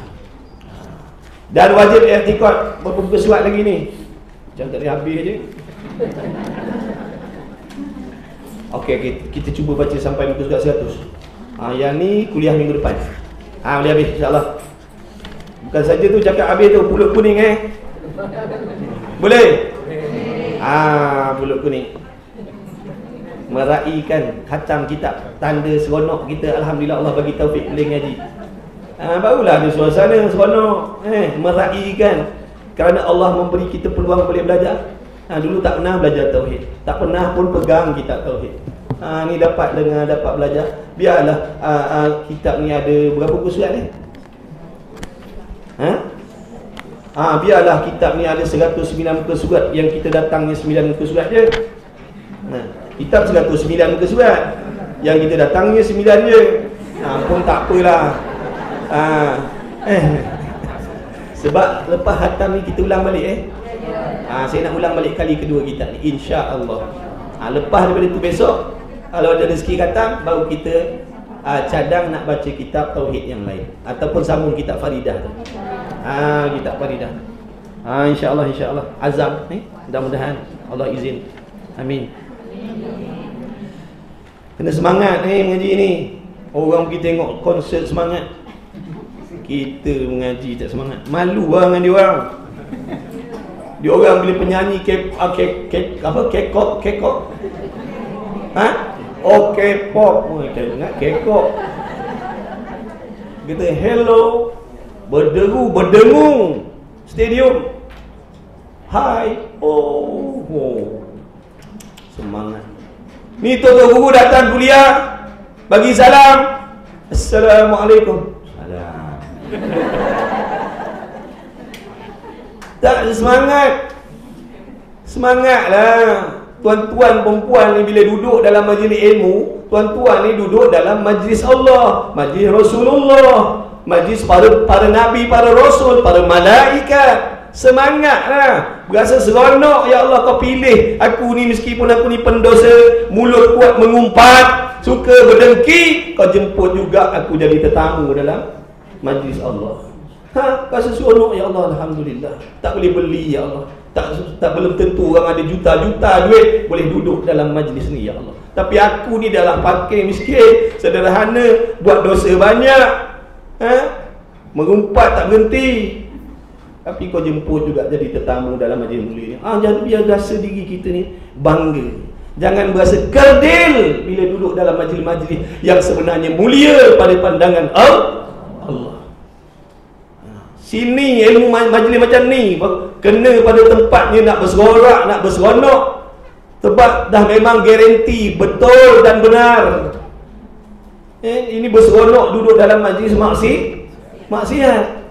Salah tempat seronok. Patut seronok, dapat taufik, diselamatkan oleh Allah, dimasukkan dalam golongan yang Allah janji nak beri kebahagiaan. Siapa yang kata? Nabi kata. Nabi yang bagi tahu.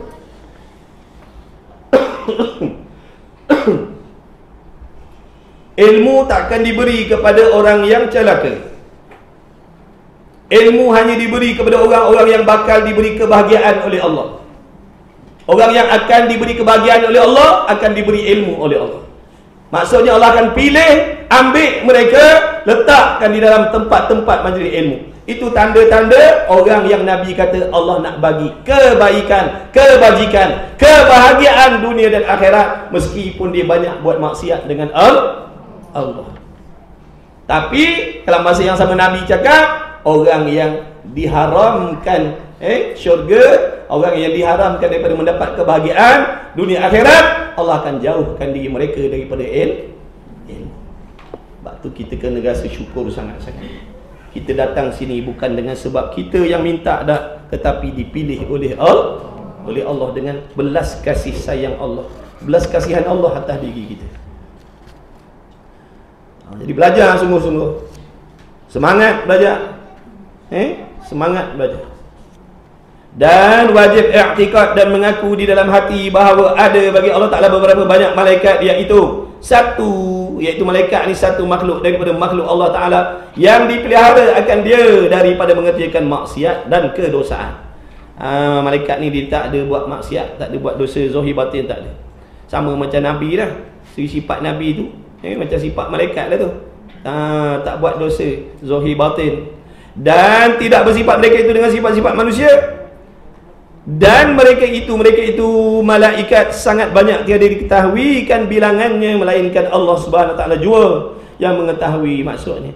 Tetapi meskipun malaikat ni banyak, tak tahu bilangannya berapa punya banyak, wajib dibilang, wajib dikira akan dia dengan tafsir iaitu sebanyak 10 jenis malaikat. Maknanya siapa pun, dia pemain bola ke, pemain takraw ke, pemain TikTok ke, pemain apa ke, kena tahu 10 nama ni, sebab wajib tahu. Wajib tahu. Duk ceruk dapur ke, wajib tahu 10 nama malaikat ni. Jibril ataupun Jibril. Ada orang nama Jibril tak? Jibril ada Mikail. Jibril apa tugas dia? Membawa wahyu lah, masyurnya. Ada lagi tugas-tugas dia yang lain. Itu yang sohor lah. Dia ketua kan? Ketua ni bila macam-macam lah dia punya kerja dia. Yang utamanya bawa wahyu. Yang keduanya malaikat Mikail. Mikail, ada tak orang nama Mikail? Ada. Ada orang nama Mikail. Tugas dia apa Mikail? Apa?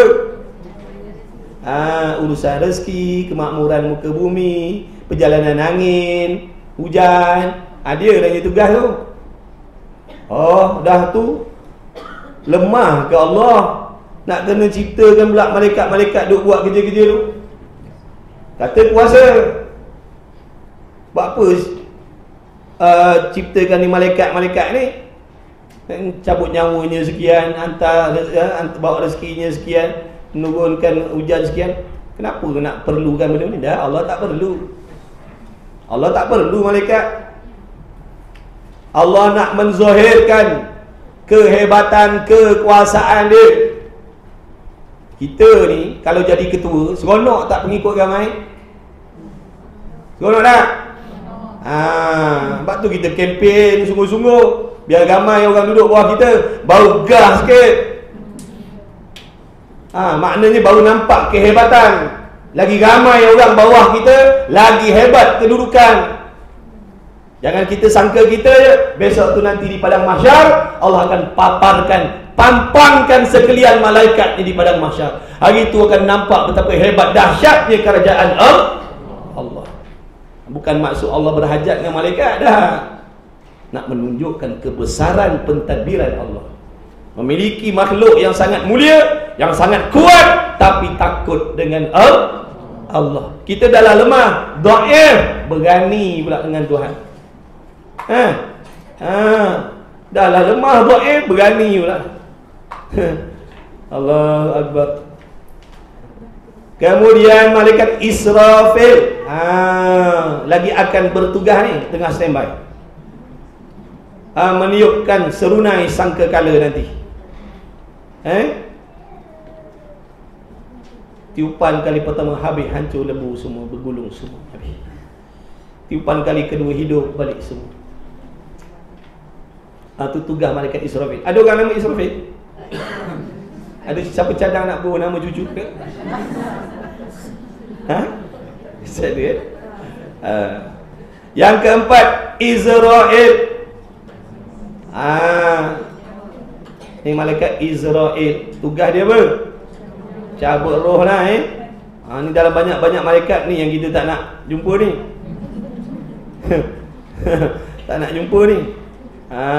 Orang mati tu, saudara-saudara mara kita, ibu bapa kita, nenek moyang kita, kawan-kawan yang dah pergi, semua dah jumpa dah. Jumpa dah. Mereka dah tengok dah dengan mata kepala sendiri. Macam mana kehebatannya, kebengisannya, ketegasan dia, sifat tak ada belas kasihan dia. Orang yang dah mati semua dah rasa. Kita on the way. Sampai masa dah. Tiket ada dah, cuma nombor tak tahu. Tiket masing-masing siap dah. Tunggu masa. Jangan-jangan sekejap lagi. Mana kita tahu. Sebab tu kena selalu ingat mati. Barulah kita tak nak simpan benda-benda kotor dalam hati tu. Kalau berasa lambat mati tu yang kita berdengki, berdendam tu. Sebab berasa lambat mati. Lambat minta maaf, gaduh laki bini, kan nak minta maaf cepat-cepat. Simpan je. Sebab berasa lama lagi. Rupa besok dah kerah dah. Menyesal, minta maaf. Padan muka. Sombong tak nak minta maaf. Itulah sebabnya kena ingat mati. Bila ingat mati ni akan menarik diri kita kepada kebaikan.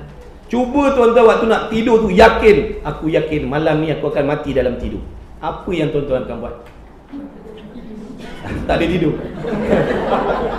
Tak boleh tidur apa? Main TikTok. Mendekatkan diri dengan Allah ataupun maafkan orang yang kita sayang. Macam tu. Sebab tu ingatkan mati. Sebab Israel ni datang, dia bukan tunggu kita berubah dah. Kita kena berubah cepat-cepat sebelum dia sampai. Dia kalau sampai tak kira sempat pakai baju, tak sempat pakai baju, dia datang. Dia datang tengah suap nasi, tengah gaul nasi, tengah goreng ikan, tengah tunggu van ikan sampai, dia tak peduli. Tunggu ninja van sampai, tunggu barang Shopee sampai, dia tak peduli. Dia tak peduli, datang dia macam biasa. Jangan main-main. Kemudian malaikat, ada orang bubuh nama Israel. Jangan nanya anak-anak kita nak masuk sekolah. Cikgu panggil nanti gang, awak nama siapa? Saya Johan bin Muhammad. Kamu? Saya Fatimah binti Muhammad. Kamu ni yang belakang ni, nengok muka tak kerti nak senyum, nama siapa? Saya Israel. Cabut lagi cikgu dia. Saya belum nak mati lagi, wahai malaikat. Kemudian yang kelimanya Raqib. Kemudian Atid, menulis, mencatat amalan kita. Apa sahaja perbuatan, perkataan yang keluar daripada mulut kita dicatat oleh malaikat Raqib Atid ni. Kemudian Munkar dan Nakir. Kita akan jumpa di alam barzah, bukan dalam kubur je. Alam barzah, berkubur, tak berkubur, tetap akan jumpa Munkar Nakir ni. Tak syarat masuk kubur dan tak syarat dikuburkan. Meskipun suami kita sayang sangat, bila dia mati kita bekukan, letak kat rumah kita, tetap dia akan bertemu dengan malaikat Munkar Nakir. Dalam sayang sangat tak bagi kahwin lain tu, sayang sangat dah tu. Meskipun macam tu, tetap disoal oleh Munkar Nakir ni. Meskipun tak tanam di tanah perkuburan, kita bekukan dia. Begitulah juga kalau bini dia sayang sangat, dibekukan, tak nak tanam, tetap akan disoal bini kita, kenapa kau kuat mengumpat dulu. Dia akan tanya semua. Mulut tak berhenti, nak jaga, mengumpat tak berhenti-henti. Siap, dia tanya besok. Malaikat Munkar Nakir, dia akan soal siasat. Yang jawab amalan, amalan yang baik akan jawab lah. Kalau amalan buruk tak boleh jawab. Kemudian malaikat Malik, Munkar Nakir pun tak ada orang letak nama tak ada. Tak payahlah, pilih nama lain lah. Kemudian malaikat Malik, ketua penjaga neraka. Mana duduknya malaikat Malik ni? Dalam neraka. Malaikat Malik ni duduk dalam neraka. Dalam neraka tu ada mimbar, dia duduk kat situ. Dia tak mudarat sebab dia cahaya. Dia tak mudarat sebab dia duduk, dia daripada cahaya. Dalam tu kan malaikat Zabaniyah kan banyak. Geng-geng dia tu. Pembantu-pembantu dia, tapi dia ketua. Dia ketua. Bila nak sampai kiamat, Allah perintahkan malaikat Jibril pergi bertemu dengan malaikat Malik. Persiapkan azab sedahsyat-dahsyatnya. Sebab dah sampai waktu Allah nak umbankan orang-orang yang ingkar dengan Allah. Lalu malaikat Malik pun mengarahkanlah makna malaikat-malaikat yang bawah tangan dia mempersiapkan azab yang sangat-sangat dahsyat. Sebab kalau tak siapkan azab seperti mana yang diperintahkan oleh Allah, maknanya mereka derhaka dengan Allah. Mereka derhaka, mereka taat. Kalau Allah Ta'ala suruh persiapkan azab sedahsyat-dahsyat, itulah yang dibuat. Dia tak ada kata kesian umat Nabi Muhammad nanti. Allah suruh begini, kita buat kurang-kurang, lebih kurang dah lah. Dah. Malaikat tak macam tu. Malaikat tak macam tu. Kalau macam tu dia tak taat dan patuh kepada Allah. Allah, dia taat sungguh.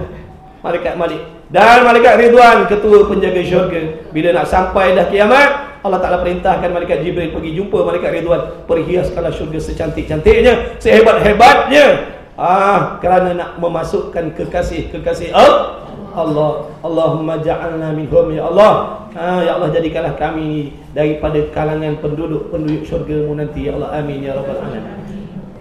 Dan wajib i'tikad bagi syariat Nabi kita Muhammad SAW, yakni undang-undang Nabi kita Muhammad SAW, memansuhkan akan sekalian syariat dan undang-undang bagi segala rasul-rasul yang terdahulu, dan kekal syariat Nabi kita hingga hari kiamat. Ingat tau. Dah berhenti sampai situ. Berhenti situ. Nanti sambung. Berhenti sampai situ. Wajib i'tikad agama Islam ni yang Nabi bawa ni, undang-undang Islam ni relevan sampai bila? Sampai kiamat. Wajib yakin dalam hati. Jangan jadi orang munafik. Orang munafik ni mulutnya kata Islam, tapi dalam hati kata tak relevan hukum Islam. Ni munafik, kafir sembunyi. Na'udzubillah min zalik. Sebab tu Allah datangkan ujian ni bukan dalam bentuk banjir, kilat dan sebagainya. Ada kala ujian ni Allah datangkan dalam bentuk hukum hakam daripada dia. Nak tengok sejauh mana kebenaran, keikhlasan, kejujuran orang yang lidahnya bersyahadah. Adakah syahadah hanya sampai ke dalam hati ataupun sekadar di lidah sahaja. Bila Allah datangkan ujian, baru dapat tahu yang mana Islam sejati, yang mana munafik. Itu hikmah dia. Sebab tu bila Allah datangkan ujian, orang Islam, orang mukmin yang sebenar, lidahnya mengaku betul, hatinya pun menerima dengan sesungguh-sungguh hati, menerima apa sahaja yang datang daripada Allah. Tapi munafik, sekalipun mulutnya kata la ilaha illallah Muhammad Rasulullah, bila Allah uji dengan hukum-hukum Allah, lalu hatinya mengatakan apa? Dia tak suka dan tak setuju dan tak percaya dengan hukum-hukum Allah dalam hati dia. Tapi Allah tahu dia adalah orang kafir yang menyamar seperti orang Islam. Na'udzubillah min zalik. Wallahu a'lam wa ilmuhu wa atam. Jadilah ingat saja-saja serak-serak suara ni, pulut pening, jangan lupa nanti minggu depan. Mudah-mudahan insya-Allah bulan puasa tak ada kelas ada lah Ustaz Nizam lah.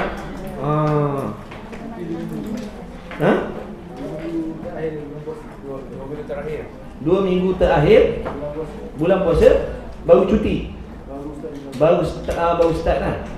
Maknanya 2 minggu Ramadan relax dulu, 2 minggu nak raya tu besok baru mula kelas. Baik. Allah, kita doa dengan Allah, dengan berkat majlis ilmu kita pada malam ni pula dah. Pada pagi ni.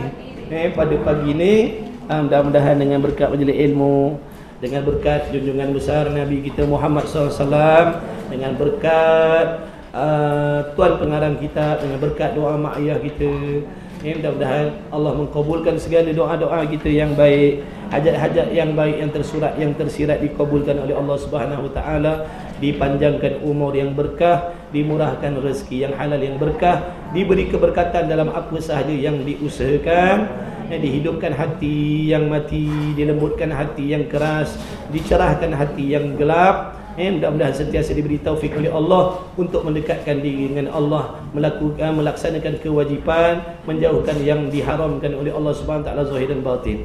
Mudah-mudahan insya-Allah kita doa pada Allah, mudah-mudahan dipanjangkan umur, diberi kesihatan semuanya, tak terkecualilah anak isteri kita, adik-beradik kita, kawan-kawan kita, rakan-rakan kita, kenalan-kenalan kita yang jauh yang dekat, yang baru yang lama, sekalian muslimin muslimat, mudah-mudahan dipanjangkan umur oleh Allah agar dapat sama-sama kita meraihkan Ramadan, untuk memperbaiki Ramadan kita yang lalu-lalu, yang lepas-lepas. Sesungguhnya Ramadan yang lepas ni maknanya tidak sempurna lagi. Jadi kita nak usaha, azam, nak perbaiki ibadat kita, nak perbaiki Ramadan kita kali ni yang akan datang ni, insya-Allah. Mudah-mudahanlah Allah izinkan, Allah kabul, Allah redha.